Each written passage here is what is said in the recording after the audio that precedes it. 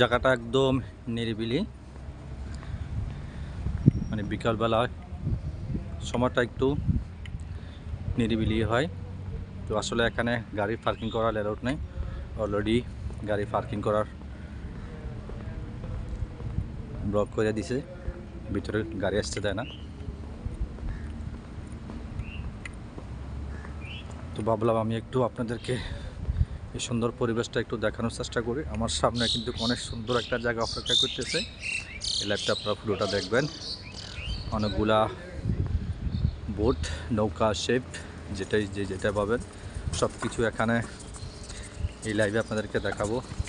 আশা করি সবার ভালো লাগবে। আমি যাচ্ছি নদীর কিনারে আপনাদেরকে বড় বড় যে বোটগুলো আছে এগুলো দেখানোর জন্য।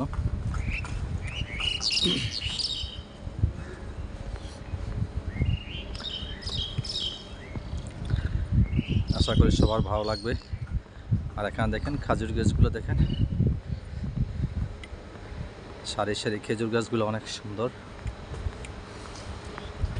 ওয়াও,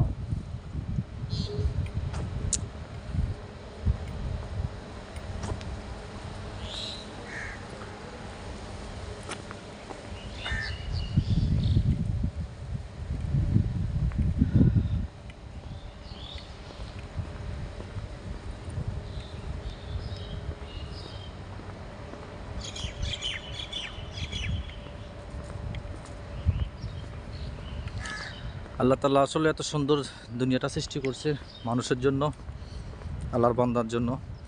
আমরা যদি আসলে এই সুন্দর জিনিসগুলো যদি উপভোগ করতে নাই পারি, তাহলে আমাদের জীবনটা আসলে সত্যি ব্যর্থ হয়।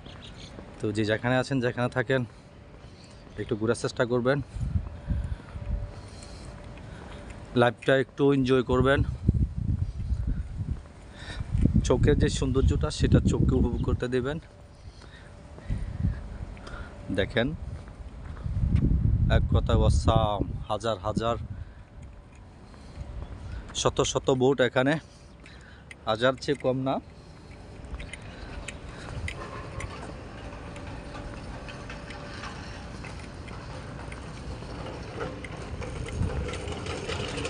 এখানে যেটুকুলা বোট ক্যামেরার সামনে দেখতেছেন সবগুলো আসলে বাইরে থেকে আসে।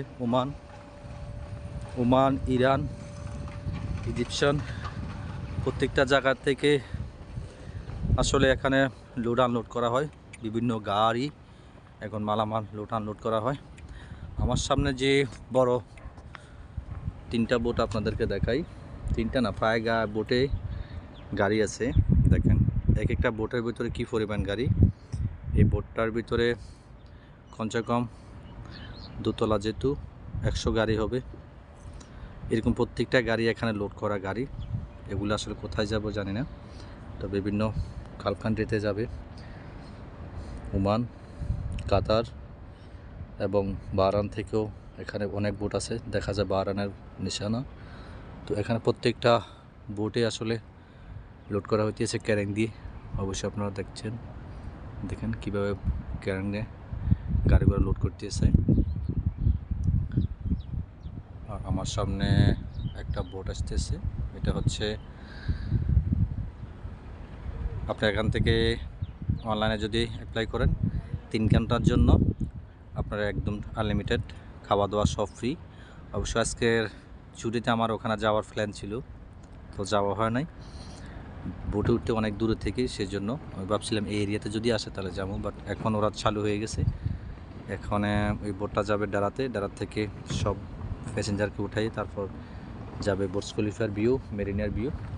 এটা হচ্ছে বুর্জ খলিফার ভিউ, মানে বুর্জ খলিফা একদম ক্লিয়ার দেখা যাচ্ছে, দেখেন।